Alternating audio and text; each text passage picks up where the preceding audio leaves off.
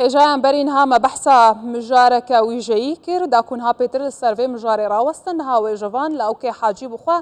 ميواني هاشتاگا امی زانیاریم پیتر جوی ناس بکن بزانن امان جویا سرکش چکرنا و داستانا هلبستان چبو گلو گلگ بخیر هاتیج بوی برنامه هاشتاگ 19999 ریزن هلبستی تا چکرنتنی یک بیتیانج یک ریز مابو کوبن 20000 نهنیا و هجماره چیه گلو و چه خاصی دم پیویس کر حتی کو تهمون بسی کرم که دست بک دست خوشیلته و الاستاف وینگر و هروسا سپاسیا کانال 24 دکن بوی دلیوا هنگم کار بن هندک روناهی لسر دستانا برینا جیانی کو وجه کردی به دیروکا کردی موجه کردی 5100 سال بخواه دادگره جسردم گوتیان هیا شورش برزانیان مجرا بوچه 19999 بیت بتنه براسی گله که فرسان هاتا کرن مبسطة تجيشية أو بخوا از نكارم وينرينا درست بدم خواني كرن كام مبسطة من جيشية اللي تكارم الفر أماجك بدم خالك بدم خواني كرن أو بخوا نامك بو ملة جيهاني ورايا قشتيا جيهاني وهر وها بالتايبت جي بو ملة كردة بله هزرا نفساننا في داستاني چاواش طرحات كنجي تبرياردا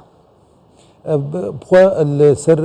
نوكو دسبيكا جوهات نيفساندن او هزرا جو از دستانه که ویرنگی هم بنویسیم او نبی لی هستك سال دسبيكا 2003 وكو هستك يعني هلبستك دربرين جوان ايش ودرد وكل اوسط تماغما لجير كونافانيا رژیم عباس یا دکتاتور گما روجاوا دید اف هلبستان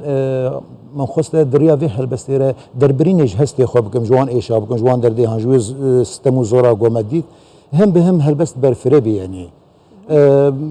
گهشت بیتری صد بیتی بیتر درباز بو پشتی از زیوری ما سر دیروگا کردی و تشتگو کردا کرنه او لهنگیا گو کرنه و او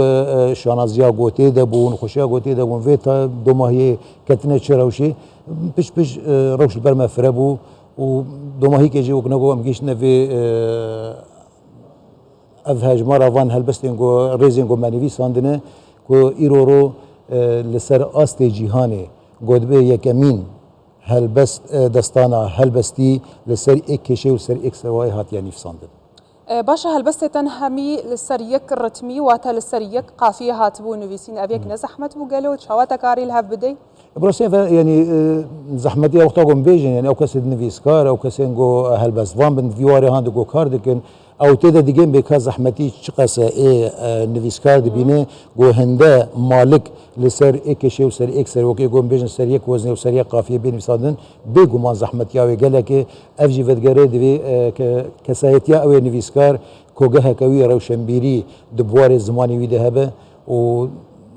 هايدار به لسر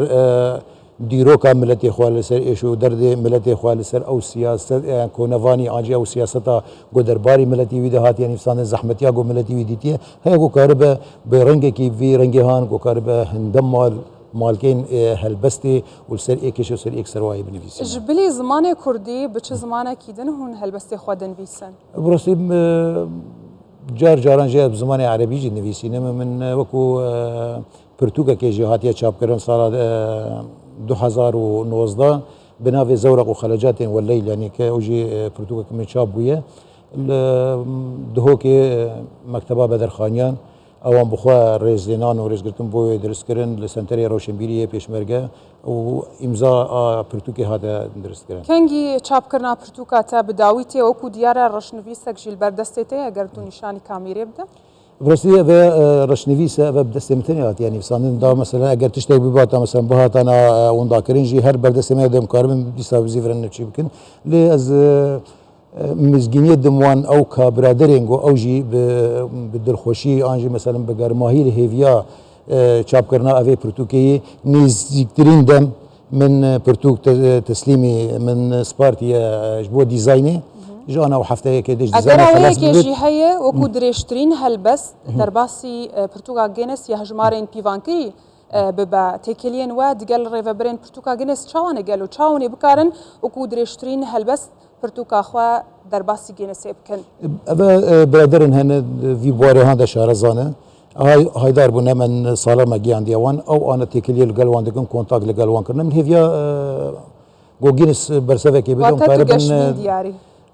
براستی از بخو گش بینم و مجاره هندش بر یک همین مرج پیدنه یعنی درشترین هلبس لسر آست جهانی یا هومیروس یا الیادابی او 15000 مالکه لی اوه به 5000 مالک جی لپیشیا یا الیاداییه مرجع همی وقت نگو یعنی پیدا دبن ما في میگو پرتوکا هاند گینز دبیت تومار کرد. الداوی اگر زحمت نبم تخوازن تو پارچه هلبسته که ج نوای پرتوکیش بوم دبیت مجوره هندک جی پیشکیای بخوینن. کرم کرد.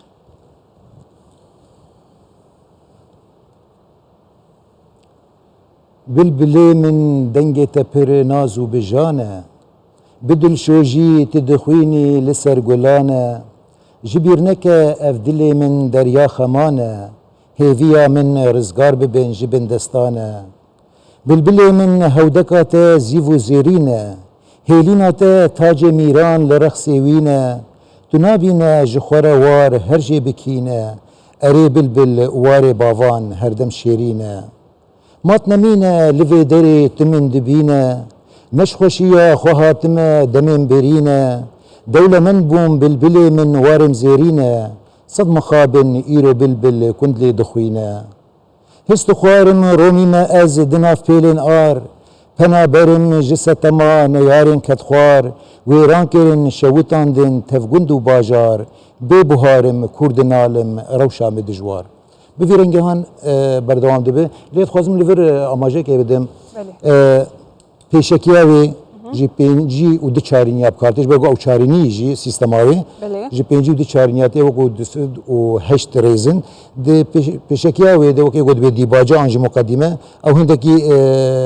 سرواوی ام بین قافیاوی تیتا گو هرتن لی جی پی و 19701 ریز لسر ایک وزنیه و لسر یک قافیه یعنی سر ایکش و سر یک سروایی گلک باشه و جوان لاوکی حاجی گلک سپاس کو تو میوانه و هیویا سرکفتنه جوارا زور سپاس و دوباره دست خوشی رو دکم ببینید خوشی زور سپاس